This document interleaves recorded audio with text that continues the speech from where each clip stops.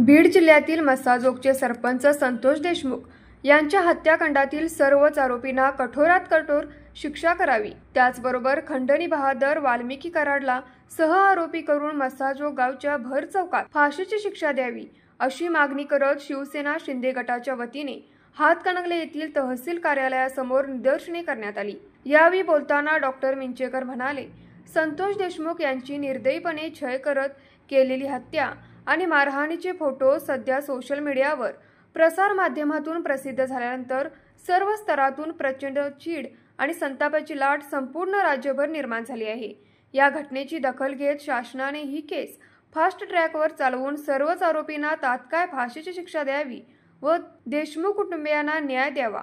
त्याचबरोबर खंडणी बहादर वाल्मिकी कराडला सह आरोपी करून मस्साजोगच्या भर चौकात फाशीची शिक्षा द्यावी अशी मागणी केली। दरम्यान जिल्हा उपप्रमुख अविनाश बनगे, महिला आघाडी जिल्हा प्रमुख यांनीही तीव्र शब्दात हत्येचा निषेध करत कराडला फाशी द्या अशी मागणी केली। त्यानंतर हातकणंगले येथील तहसील कार्यालयासमोर कराडच्या फोटोस जोडो मारो आंदोलन करण्यात आलं।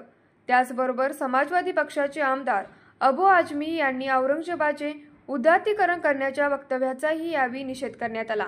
यावेळी आंदोलनात जिल्हा उपप्रमुख अविनाश बनगे, महिला जिल्हा प्रमुख वैशाली डोंगरे, तालुका प्रमुख अजित सुतार, तालुका उपप्रमुख महेश माळी, मागासवर्गीय तालुका अध्यक्ष रमेश कांबळे, युवा सेना जिल्हा प्रमुख निशिकांत पाटील, युवा सेना जिल्हा उपप्रमुख विनायक यादव, तालुका उपप्रमुख प्रवीण कोळी, माजी सभापती राजेश पाटील, प्रताप देशमुख, सरपंच दीपक पाटील, अरविंद खोत यांच्यासह हातकणंगलेचे शिवसेनेचे नगरसेवक, शिवसैनिक, युवा सैनिक व महिला आघाडी मोठ्या संख्येने उपस्थित होते।